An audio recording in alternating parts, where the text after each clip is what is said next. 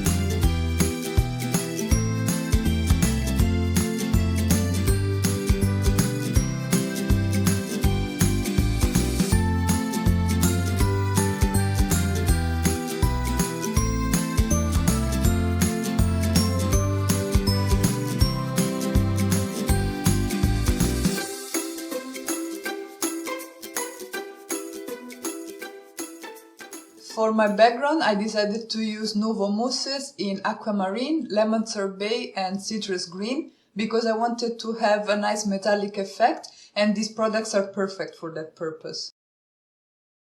I am using some inexpensive makeup sponges to blend my Nuvo mousses on my cardstock.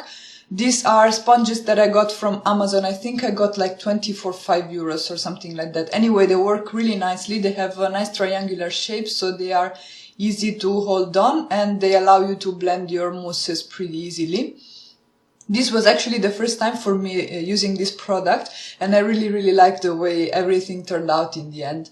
At the beginning I wanted to make 3 separate stripes, but then I decided to try and see how they would blend together, and actually I was really surprised on the smooth transition that I got between the, the different colors.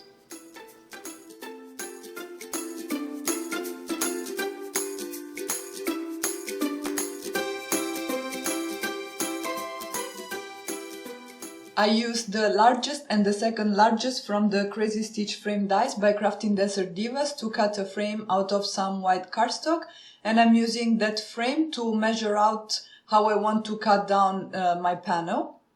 And then I can run it through my die cutting machine and I have everything ready for my card base.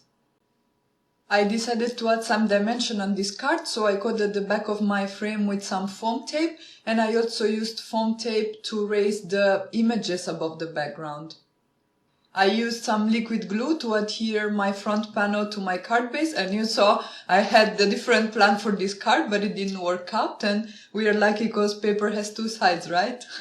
Anyway, I also coated the images, as I said, with some foam tape, and I am leaving some parts without foam tapes because those are the portions of the images that will not hang off the frame but will be stuck on top of the frame itself. I hope you can understand also by looking at the images what I mean. Anyway, for the parts that are on the frame, I'm using some liquid glue, and then I'm adhering everything together.